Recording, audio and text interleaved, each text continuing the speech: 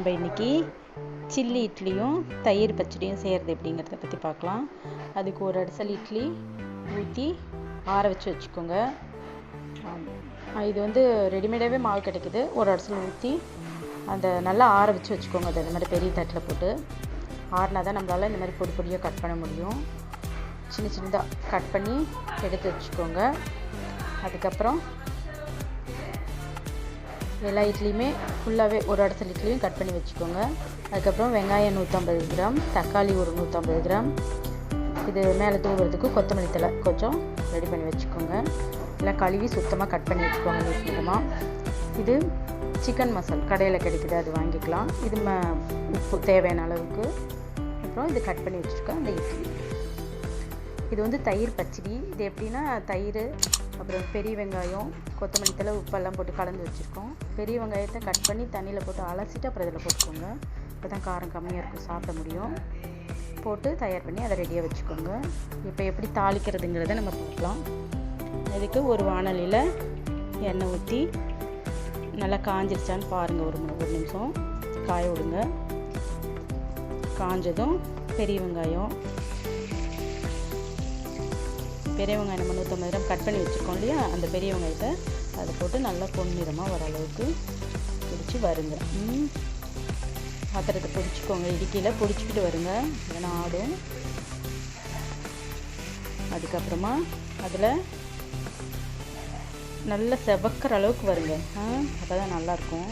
வெந்துடணும் வெங்காயம் இதுலேயே. அதுக்கப்புறம் தக்காளி ஒரு 150 கிராம் கட் பண்ணி வச்சோம் இல்லையா, அந்த தக்காளியும் அதிலே போட்டு நல்லா தட்டி விடுங்க. இதுவும் வெந்திருக்கும் நல்லா. இது நல்லா வேகட்டும்.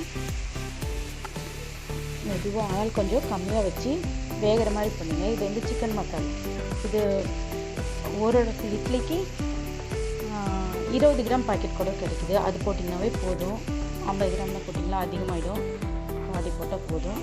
அதில் உப்பு தேவையான அளவுக்கு, இந்த மசாலுக்கு தேவையான உப்பு மட்டும்தான் இதில் போடணும்.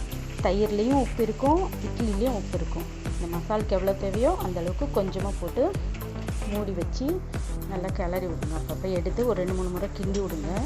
அது அப்படியே நல்லா வெந்துடும். கதன்னு வெந்துடும். எண்ணெய் வெளியே வர அளவுக்கு மணல் கம்மியாக வச்சு வேக விடுங்க.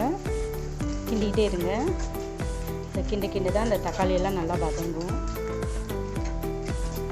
பொறுமையாக பண்ணுங்கள். மணல் கம்மியாக வச்சு பண்ணுங்கள். அப்போ தான் தீயாமல் தக்காளி வெங்காயம்லாம் அந்த மசாலோடு சேர்ந்து வேகும். அப்போ தான் சாப்பிட நல்லா டேஸ்ட்டாக இருக்கும். இப்போ இது வந்து தயாராகிடுச்சு. இது நல்லா வெந்துருச்சு ஓரளவுக்கு. அதுக்கப்புறம் நம்ம கட் பண்ணி வச்சோம் இல்லையா, அந்த இட்லி சின்னதாக கட் பண்ணி வச்சுருக்கோம். அதை எடுத்து அதிலே போட்டு நல்லா கிளறி விடுங்க. இப்போ வந்து ரொம்ப அனல் கம்மியாக வச்சுக்கோங்க. ஃபுல்லாகவே சிம்மில் வச்சு இதை போட்டு பரட்டி விடுங்க, இல்லைன்னா இட்லி உடஞ்சிரும். இது நல்லா கிளறி விட்டுக்கோங்க. கிளறிட்டு அப்புறமேட்டுக்கு நல்லா எல்லா இடத்துலையும் ஈவனாக இட்லியில் படுற மாதிரி நல்லா கிளறிக்கோங்க. கிளறிட்டு அதுக்கப்புறம் நல்லா கொத்தமல்லி தழை தூவி வச்சுக்கோங்க. இது வந்து சாப்பிட நல்லா டேஸ்ட்டாக இருக்கும். நீங்கள் செஞ்சு சாப்பிட்டு பார்த்துட்டு சொல்லுங்கள். இது ஒரு முறை ட்ரை பண்ணிங்களா உங்களுக்கு பிடிச்சிடும்.